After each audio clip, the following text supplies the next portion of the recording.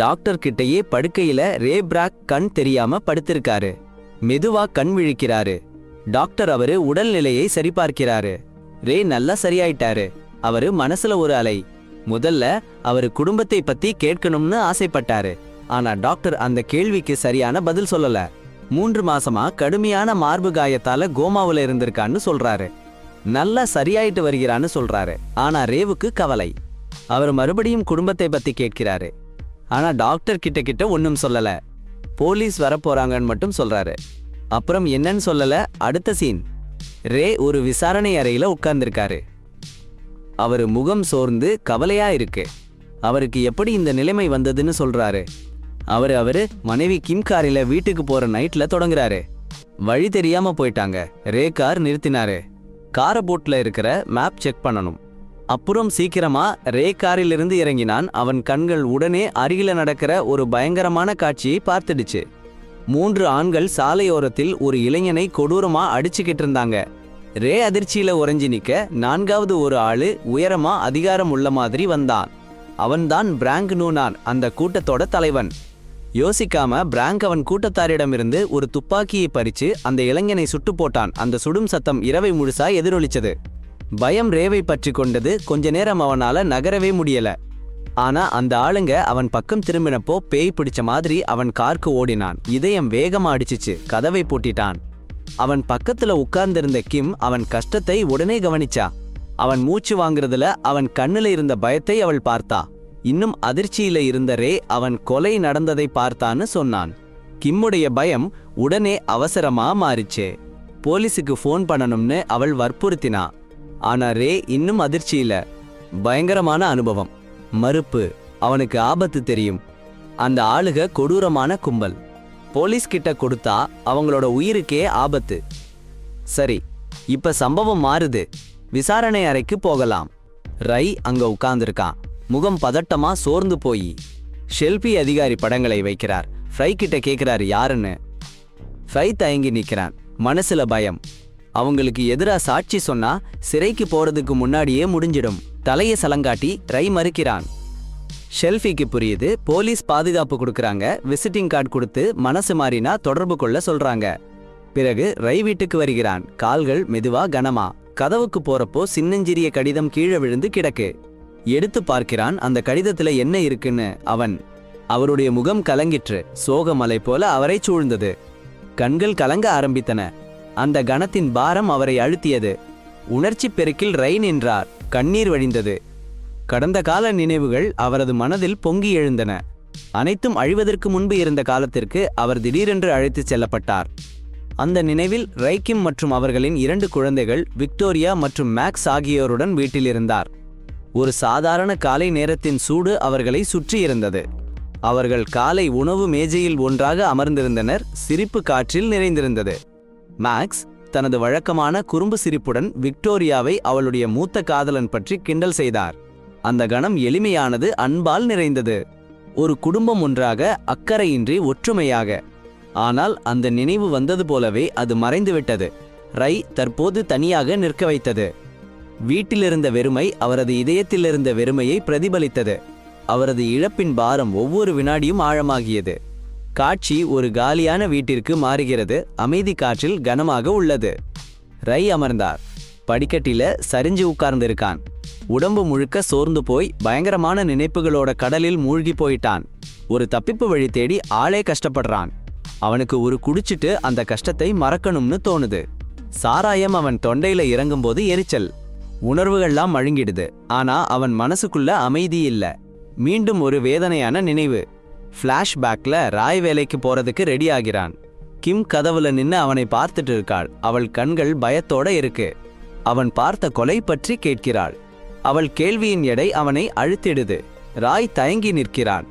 அவனுக்கு அதை புகாரளிக்கணும்னு தெரியும். ஆனா அந்த ஆபத்தான கும்பலோட தொடர்பு கொள்ள பயப்படுறான். அவன் குடும்பத்தை ஆபத்துல மாட்டிவிடக் கூடாதுன்னு நினைக்கிறான். கிம் அவன் பயத்தை புரிஞ்சுக்கிட்டு அவன் பக்கம் வந்து சாந்தமா ஆறுதல் சொல்றா. அவன் எதை முடிவு பண்ணினாலும் அவன் பக்கம் இருப்பாள்னு சொல்றா. தற்போதைய காட்சிக்கு திரும்புகிறது. ராய் மங்கலான அறையில் தனியா உட்கார்ந்திருக்கான். அவன் முகம் பதற்றத்தாலும் கவனத்தாலும் நிறைஞ்சிருக்கு. கும்பல் ஆட்களின் புகைப்படங்கள் மேஜையில சிதறி கிடக்கு. அவன் கண்கள் ஒருத்தர் மேல பதிஞ்சிருக்கு, பில்லி. அடேங்கப்பா! ஒரு மார்க்கர் எடுத்து பில்லியோட ஃபேஸ்ல சர்க்கிள் பண்ணி டர்ன் பிடிச்சி கிராஸ் பண்ணிட்டாரு பாருங்க ரே. சீரியஸா? அப்புறம் என்னன்னா ஃப்ளாஷ்பேக். பில்லி முதல் தடவை ரே வீட்டுக்கு வந்தாச்சு. டபுள் டோர்ல டங் டங்னு அடிச்சான். கிம் எந்த டேஞ்சரும் தெரியாம டோர் ஓபன் பண்ணான். ஒரு ஸ்ட்ரேஞ்சர் நின்னுட்டு இருக்கான் பாருங்க. சும்மா காண்பிச்சுக்கிட்டு நாய் தேடுறேன்னு சொன்னான். பின்னாடி சூட சொன்னான். கிம் நம்பி வெளியே போயிட்டா. அவள் போன உடனே வீடு முழுக்க ஸ்கேன் பண்ணிட்டு எல்லா டீட்டெயில்ஸையும் மனசுல பதிச்சிட்டான் அந்த பில்லி. சிறிது நேரத்துல கிம் திரும்பி வந்தா நாய் கிடைக்கலன்னு சொன்னான். அயலார் கிட்ட கேளுன்னு சொல்லிட்டா. பில்லி பவ்யமா சொன்னாங்க. இருந்தாலும் போறதுக்கு முன்னாடி ஒரு நோட்டை வீட்டுல வச்சிட்டு போனான். அடேங்கப்பா! இப்போ ரே நிழல்ல உட்கார்ந்து கண்களை கொள்ளாம கோபத்தோட கணினி ஸ்கிரீன்ல பில்லியோட ஃபேஸை பார்க்கறாரு. அடுத்த ஃபிளாஷ்பேக். அட கடவுளே! பில்லிக்கு ஒரு அசிஸ்டன்ட் இருக்கான். கொன்னர்னு ஒருத்தன் ராத்திரி மறைஞ்சு ரே வீட்டுக்குள்ள நுழைஞ்சான். அடேங்கப்பா! பில்லி மேக்ஸ் ரூம்ல ஊர்ந்து போய் கொன்னர் குடும்பத்தையே துப்பாக்கியால மிரட்டினான். ஆமாங்க, அச்சமூட்டும் அலறல் சத்தம் காதுல அடிச்சது. பில்லி, கிம், விக்டோரியா, மேக்ஸ் எல்லாரையும் கீழே இழுத்துட்டு வந்தான். அவங்க அழுகிற சத்தம் வீடு முழுக்க எதிரொலிச்சது. ரே நாற்காலியில கட்டப்பட்டிருந்தான். அவனால ஒன்னும் பண்ண முடியல. அவன் குடும்பம் அவன் முன்னாடி நின்னுச்சு. கிடைங்கப்பா! கெயின் அவங்க தலைவன் ரொம்ப சீரியஸா நின்னு குழு குழுன்னு ஆர்டர் கொடுத்தான். கிம்மை சுட சொன்னான். ஒரு நொடி கூட யோசிக்காம பில்லி துப்பாக்கியை எடுத்து ட்ரிகர் பொத்தான அழுத்தினான். கிம் சடாரன்னு நிலத்துல விழுந்தா உயிரே போச்சு. ரே அதிர்ச்சியால உறைஞ்சு போனான். எதுவும் பண்ண முடியாம பார்த்துட்டு இருந்தான். அவன் ஹார்ட் உடைஞ்சு போச்சு. அவன் லவ் அவன் கண்ணு முன்னாடி விழுந்துடுச்சு. இப்போ ரே கண்கள் கோபத்தாலவும் தீர்மானத்தாலவும் எரிஞ்சிச்சு. இனி காத்திருக்க மாட்டான். அவன் டிசிஷன் எடுத்தாச்சு. ஒரு நிமிஷம் கூட தாமதிக்க மாட்டான். அவன் கிச்சன்ல இருந்து ஒரு கத்தியை எடுத்து அவன் கையில பிடிச்சு நேராவே பில்லி கிட்ட போனான். அப்பார்ட்மெண்ட். சீக்கிரமே பில்லியோட சீர்குலைஞ்ச அப்பார்ட்மெண்ட்ல போதை மருந்து வாசனை நிறைஞ்ச காத்துல பில்லி மெதுவா அங்கங்கே நகருது, போதையில மூழ்கி. அவன் சமைக்குது, ஊசி போட்டுக்குது, சுத்தியில என்ன நடக்குதுன்னே அவனுக்கு தெரியல. அவன் உணர்வுகள் மழுங்கிடுச்சு. ரே அமைதியா அறைக்குள்ள வர்றது அவனுக்கு தெரியல. கொஞ்ச நேரத்துல ரேயோட குரல் மூளையில குத்திடுது. அந்த இரவு அவன் வீட்ல இருந்த வேற ஆளுங்களோட பேர் சொல்ல சொல்லி கட்டளையிடுது. பில்லியோட கண்கள் கொஞ்சம் கூட அசையல. போதை அவன் புலன்களை மயக்கிடுச்சு. ஆனா ரேயோட குரல் சந்தேகத்துக்கு இடமில்லாம இருக்கு. பில்லி இன்னும் போதையில குழம்பி ரேய பார்த்து சிரிச்சு அவன் கேள்விக்கு பதில் சொல்ல மறுக்குது. ரேயோட பொறுமை கொண்டாட்டம் முடிஞ்சு போச்சு. எச்சரிக்கை இல்லாம அவன் கத்தியை பில்லியோட காலில ஆழ குத்திடுறான். வலி பில்லியை அலற வைக்குது. ஆனா ரே நின்னுடல. அவன் குரல் குளிரானது, தளராதது. பில்லி எப்போதை மருந்து சமைக்கவும் மறுபடியும் ஊசி போடவும் கட்டளையிடுது. பில்லி ஆத்திரத்தோட தவிச்சு எதிர்த்து போராட முயற்சி பண்றான். அவன் சரி ஊசியை பிடிச்சு ரையை நோக்கி ஒரு கடைசி முயற்சியா சுட்டாங்க. ஃப்ரை வேகமா பயங்கரமா ஒரே ஓங்கி அடிச்சு பில்லியை உடனே கொன்னுட்டாரு. அரை அமைதியா போச்சு. பில்லியோட கடைசி மூச்சு சத்தம் மட்டும் கேட்டுச்சு. ரத்தத்துல குளிச்ச ரை வீட்டுக்கு போனாரு. அவரு மனசுல கலவரம்.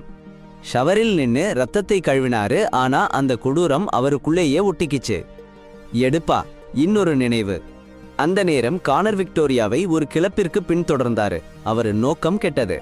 விக்டோரியா என்னமோ சரியில்லைன்னு உணர்ந்து யாரையோ எதிர்பார்க்கிறேன்னு சொல்லி போக நினைச்சாங்க. ஆனா கானர் அவங்க கஷ்டத்தை பொருட்படுத்தாம அங்கேயே இருந்தாரு. கொஞ்ச நேரத்துல அவங்க அறைக்குள்ள ஒரு கள்ளத்தனமா நுழைஞ்சாரு. அங்கே அவங்க உள்ளாடையை கண்டுபிடிச்சு அதை நார ஆரம்பிச்சிட்டாரு. அவரு செஞ்ச காரியம் எவ்வளவு பயங்கரமானதுன்னு தெளிவா தெரிஞ்சுது. ஷை வீட்டுக்கு திரும்பி பாருங்க. அங்கே ஷெல்ஃபி ஆபீசர் பில்லியோட புகைப்படத்தை காமிச்சு ஷை அந்த ஆளை தெரிஞ்சுக்கிறாரான்னு கேட்கிறாரு. ஷை இதயம் அதிர்ந்தாலும் முகம் சமநிலையா இருக்கு. அவன் பில்லி பத்தி எதுவும் தெரியாதுன்னு மறுக்கிறான். ஷெல்ஃபி அடுத்தா சொன்னது கேள்விப்பட்டதும் ரேவுக்கு உடம்புல பனிக்கட்டி. காலையில பில்லி சாவடிச்சு போயிட்டான்னு ஷெல்ஃபி சொல்றா. பில்லி பிராங்க் நான் கூட்டத்துல இருந்தானாம். ரேவோட குடும்பத்தை கொலை பண்ணது அவங்க கூட்டம்தான்னு ஷெல்ஃபி சந்தேகிக்கிறா. ஆபத்து இன்னும் போகல. ரேவுக்கு கடுப்பு வெடிச்சுது. அவன் எதிர்க்கிற மனோபாவம் வெளிப்படையா தெரியுது. இதுவரை சந்திச்ச கஷ்டத்துக்கு பிறகு பயந்து வாழ மாட்டேன்னு அவன் தீர்மானிச்சிட்டான். தப்பு ஆளுக சந்திச்சோம்னு ஒதுங்கி போகணும்னு நினைக்கிறது அவனுக்கு அபத்தமா இருக்கு. நீதிமன்றம் உண்மையான பாதுகாப்பு அல்லது நீதியை கொடுக்காதுன்னு அவனுக்கு தெரியும். ரொம்ப வலிமையான உண்மை அது. இன்னொரு ஃப்ளாஷ்பேக்ல விக்டோரியா கேங்ஸ்டர்ஸ் முன்னாடி நடுங்கி நிக்கிறா. பயத்துல அவளோட ஒவ்வொரு அசைவும் தெரியுது. டாய்லெட் போக அனுமதி கேட்கிறா. சத்தம் கேட்காம சொல்றா. கொஞ்ச நேரம் சைலன்ஸ். கார்னர் மனமில்லாம சம்மதிக்கிறான். அவளை கூட்டத்தில இருந்து அழைச்சிட்டு போறான். யாரும் பார்க்காத இடத்துக்கு போன உடனே கார்னர் அவளை கட்டை விடுவிக்கிறான். அவன் கண்கள் பணிக்கிற அவன் எச்சரிக்கிறான். முட்டாள்தனமா? அப்புறம் அவங்க ரூம் பார்க்கணும்னு ஆர்ப்பாட்டம் பண்ணான். அங்க போறப்போ கார்னர் நோக்கம் பயங்கரமா இருக்குன்னு தெளிவா புரிஞ்சுச்சு. அவன் அவளை கிள்ளுறதுக்கு திட்டம் போட்டிருந்தான். அவன் என்னமோ பண்றதுக்கு முன்னாடி அந்த ரூம் கதவு பொறுக்கென்று திறந்துச்சு. கேன் உருவம் கதவு வழியா வந்து நின்றது. அவன் வரவேற்பு கார்னர் முன்னேற்றத்தை ஒரு அன்ஸ்போக்கன் கட்டளையோட நிறுத்திச்சு. ஒரு வார்த்தை கூட பேசாம கேன் விக்டோரியாவையும் கார்னரையும் கீழே இழுத்துட்டு போனான். அவன் கண்ணுல இருந்த அச்சுறுத்தல் வேற எதுவும் நடக்காம நிறுத்திச்சு. காட்சி தற்போதைக்கு மாறுது. கார்னர் பயங்கரமா டென்ஷன்டா இருக்கான். போறதுக்கு ரெடி ஆகிறான். சாமான்களை எடுத்துக்கிட்டு ஃபோன் பண்றான். அவன் அபார்ட்மெண்ட்ல இருந்து வெளியே வந்து காரில் ஏற போறான். ஆனா கார்ல ஏறதுக்கு முன்னாடி ஒரு துப்பாக்கி அவன் மேல சுட்டது. அவன் கண்கள் அதிர்ச்சியில விரிஞ்சு போச்சு. குளிர்ச்சியான துப்பாக்கி அவன் முகத்தை பொத்திக்கிச்சு. அந்த நேரத்துல அவனுக்கு முன்னாடி நின்னு இருக்கிறது ரைன்னு அவனுக்கு தெரிஞ்சிச்சு. அவன் பழிவாங்கும் வெறியோட நிறைஞ்சிருந்தான். கார்னர் பயந்து போனான். ரை முன்னாடி நின்னு இருக்கான். அவன் மனசு வேகமா ஓடுது. அவன் முழிச்சு விளக்க முயற்சி பண்றான். அவன் சாரி, ஆனா ரே சொன்னது ரொம்ப சாதாரணமா, பேர் வழி இல்லாம. எல்லாருமே குற்றவாளிகள் தான். அப்போ நடந்தது கண் முன்னாடி வந்துடுச்சு. ரொம்ப வெளிச்சமா. நிறுத்த முடியாதா? கெயின் நிமிர்ந்து நின்னு கார்னரை விக்டோரியாவை கொல்ல சொன்னான். ஒரு நிமிஷம் கூட யோசிக்காம கார்னர் கேட்டார் போல பண்ணிட்டான். கை நடுங்கல. மனசாட்சி ஏற்கனவே போயிடுச்சு. அதுக்கப்புறம் கார்னருக்கு ஒரு அடி பட்டுருச்சு மாதிரி உணர்வு. ரே பில்லிய கொன்னுட்டான். இப்போ அவன் கார்னரை வந்து கொல்ல போறான். அவனுக்கு பயம் வெடிச்சிடுச்சு. உயிர் காப்பாத்த முயற்சி பண்ணி ரேயோட கவனத்தை மாத்த முயற்சி பண்ணான். அப்புறம் அவனை தாக்கினான். சண்டை ரொம்ப கொடூரமா அவ்வளவு கலகலப்பா இருந்துச்சு. கத்தியால ரேவை காயப்படுத்தினான் கார்னர். ஆனா ரேயோட கோபமும் தீர்மானமும் அவனை டேக் ஓவர் பண்ணிடுச்சு. ஒரு கணத்தில் ரே கார்னரோட துப்பாக்கியை பிடிச்சு நெருங்கி சுட்டு கொன்னுட்டான். சண்டை முடிஞ்சிடுச்சு. ரத்தம் சொட்ட சொட்ட சோர்ந்து போய் ரே வீட்டுக்கு போனான். காயங்கள் சின்ன வலியா இருந்துச்சு. அவன் அமைதியா காயங்களை கட்டினான். சண்டையோட உண்மை அவனுக்கு புரிஞ்சிடுச்சு. அடுத்த காலையில ஆபீசர் ஷெல்ஃபி ரே வீட்டுக்கு வந்தாங்க. வீடு அவன் முகம் கடுமையா இருந்தது. கார்னர் இறந்துட்டான்னு ரைய சொன்னான். அவனும் பில்லி மாதிரி பிராங்க் நூனன் கூட்டத்துல இருந்தான். இது எல்லாம் ஒன்னு சேர்ந்த கொலைகள். ஒரு பயங்கரமான வலை பின்னிட்டு வருது. ரைய வீட்டை சோதனை பண்ண அனுமதி கேட்டான் ஷெல்ஃபி. ஆனா ரை உறுதியா மறுத்தான். வாரண்ட் வாங்கிட்டு வாங்கன்னு சொன்னான். ஷெல்ஃபி கடுப்பா இருந்தாலும் ஒன்னும் பேசாம போயிட்டான். காத்துல பயங்கரமான பதட்டம். ரை கதவுல நின்னு அவன் போறதை பார்த்துட்டு இருந்தான். ஆபத்து இன்னும் போகலன்னு அவனுக்கு தெரியும். அப்புறம் ஒரு பயங்கரமான நினைவு. கேன் ரை முன்னாடி நின்னு கெடுமையான குரல்ல போன், லேப்டாப், கம்ப்யூட்டர் எல்லாத்தையும் கொடுக்க சொன்னான்.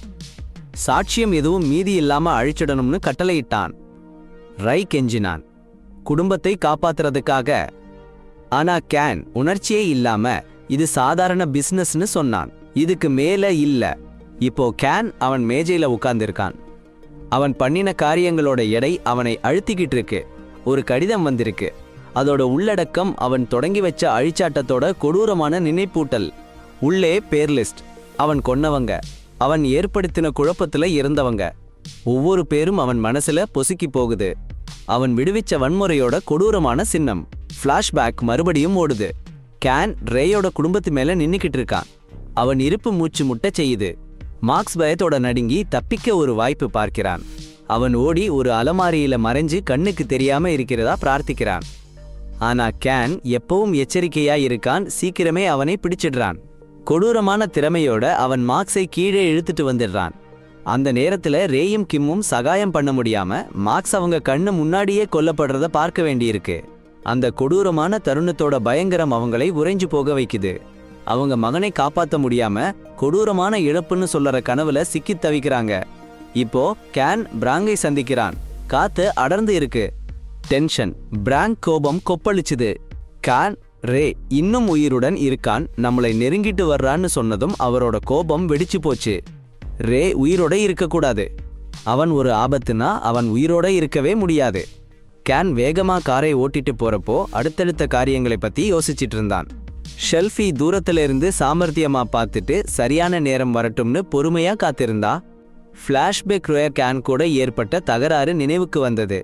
அவனுக்கு கோபம் கொப்பளிச்சது. கேன் ஏன் இப்படி செஞ்சான், ஏன் எல்லாத்தையும் நொறுக்கி போட்டான்னு கேட்டான். கேன் பனிக்கட்டி மாதிரி சில்லன்னு சொன்னான். அவன் செய்ய முடிஞ்சதுனால செஞ்சான்னு. ரே கோபம் தீப்பிடிச்சு போச்சு. கேன் எங்கே போனாலும் அவனை தேடி அழிப்பேன்னு சத்தியம் பண்ணான். ஆனா அந்த சத்தியத்தை நிறைவேற்றுறதுக்கு முன்னாடி காரில இருந்து கேன் துப்பாக்கி சூடு பண்ணான். டக்குன்னு ஒரு சத்தம். ரே கீழே விழுந்தான். இப்போ கேன் ஒரு கட்டிடத்துக்குள்ள போறான். கதவு திறந்து சத்தமா ஆடிச்சு. ரே துப்பாக்கியோட அவன் பின்னாடி வந்தான். எடை மாதிரி ஒரு உணர்வு. அந்த நொடி அவனை அழுத்தி பிடிச்சது. கண்கள் மோதினா. ஒரு நிமிஷத்துல காற்று கலகலன்னு விடிச்சிச்சு. காட்டுமிராண்டி துப்பாக்கி சண்டை. கட்டிடமே அதிரும் அளவுக்கு. கேயின் பெட்டிகள் பின்னாடி ஒளிஞ்சிக்கிட்டான் கணக்கு போட்டு. ரே வேகமா நகர்ந்துட்டு இருக்கான். இதையெல்லாம் முடிச்சுடணும்னு தீர்மானிச்சு ஷெல்ஃபி வந்தாச்சு. ட்ரங்க் ஓபன் பண்ணி துப்பாக்கியை எடுத்தான். தலையிட போறான். ரே கேயின் சண்டை வேற லெவல்ல. துப்பாக்கி சத்தம் வெடிச்சு வெடிச்சு இடமே நிறைஞ்சிச்சு. சுத்தி சுத்தி வந்தாங்க. ஒவ்வொரு நகர்வும் சரியா, ஒவ்வொரு அடியும் கணக்குல. இறுதியா 2 பேரும் முகமுகமா நின்னாங்க. துப்பாக்கி ஏந்தி. முடிச்சிட ரெடி. உலகம் உறைஞ்சு போச்சு. சண்டை சமநிலையில தொங்கிக்கிட்டு. ஆனா ட்ரிக்கர் அழுத்த போற நேரத்திலேயே ஷெல்ஃபி அறைக்குள்ள நுழைஞ்சான். அவன் சத்தம் கலகலன்னு கேட்டது. ஆயுதங்களை விடுங்கன்னு கட்டளையிட்டான். ரேவும் கேயினும் பின்வாங்க சம்மதிக்கல. கண்கள் ஒரு மாதிரி. உறுதியான சண்டை. கடுமையான நொடியில ஷெல்ஃபியோட துப்பாக்கி சத்தம் அடிச்சிடுச்சு. டேய் மார்ல கத்தி. கேயின் கண்கள் அதிர்ச்சியால விரிஞ்சு போச்சு. ஷெல்ஃபி யுப் பார்த்துட்டு நம்ப முடியலன்னு முகத்துல தெரிஞ்சிச்சு. சரியா நிலம் தொட்டான். அவன் உயிர் போச்சு. அறை அமைதியாயிடுச்சு. ஷெல்ஃபி அவன் மேல நின்னுட்டு ஒரு சத்தமா சொன்னான். கெயின் சரியான தண்டனைய பட்டுட்டான்னு. ரேயோட உயிரையே வாங்கும் அளவுக்கு நீண்ட காலம் நடந்த வெறிச்செயல் அந்த நொடியில முடிஞ்சு போச்சு. சண்டை முடிஞ்சதும் ஷெல்ஃபி ரேயப்பு பார்த்து உடனே நகரத்தை விட்டு போன்னு எச்சரிச்சான். காவல்துறை காலையில வரும், விசாரணையில கிட்டுக்காதேன்னு சொன்னான். இந்த முறை ரே கேட்டுக்கிட்டான். காலையில சூரியன் எழும்புறதுக்கு முன்னாடியே நிழல்ல மறைஞ்சு போயிட்டான். கொஞ்ச நேரத்துக்கு அப்புறம் ஒரு இருட்டான பப்ல ரே ஒருத்தனா உட்கார்ந்திருந்தான். சத்தமெல்லாம் கேட்கல. அமைதியா இருக்க வெம்பாட்டான். ஆனா கிடைக்கல. பாரில் உட்கார்ந்து இருக்கும்போது பிராங்க் வந்தான். அவன் அமைதியான நடவடிக்கையில எந்த கொடூரமும் இல்லாம அவன் பின்னாடியே போனான். சுத்தி பார்த்தான். பஃப் மூடி இருக்குன்னு சாதாரணமா சொன்னான். ரேன்னு அவனுக்கு தெரியல. ரேய் எழுந்து பிராங்க்கு கிட்ட போனான். அவன் முகம் குளிரா உறுதியா இருந்தது. நல்ல கையை நீட்டினான். யாருன்னு சொன்னான். கையில ஆயுதம் இருக்குன்னு காட்டினான். அந்த நொடியில எல்லாம் தெளிவா தெரிஞ்சுது. ரேய் ஒரு தயக்கமும் இல்லாமல் பிராங்க் சுட்டு போட்டான். அந்த அமைதி அறை கிழிஞ்சு போச்சு. கத்தி சத்தம் கேட்டது. பிராங்குக்கு எதுவும் பண்ண சான்ஸ் கிடைக்கல. உடனே கீழே விழுந்துட்டான். கொஞ்ச நேரத்துல ரேய் பப்ல இருந்து ஓடினான். இரவு நேரத்துல வெளியே போனான். காரில் ஏறி நகரத்தை விட்டு போயிட்டான். கார் இன்ஜின் சத்தம் அமைதியை நிரப்பிச்சுது. நகரத்து விளக்குகள் பின்னால மங்கி போச்சு. ரேய் இருட்டுல மறைஞ்சு போனான். பழிவாங்கல் பயணம் முடிஞ்சு போச்சு. நீதி கிடைச்சு போச்சு. சரி, கதையில இருந்து பாடம் என்னன்னா, உயிருக்கு ஆபத்துன்னு கேங்ஸ்டர்ஸ் கிட்ட நீங்க மாட்டிக்கிட்டீங்கன்னா அப்படியே நின்னுக்காதீங்க. காருக்கு ஓடிப்போங்க. கதவை போட்டு சாத்திடுங்க. அப்புறம் ஓடிடுங்க.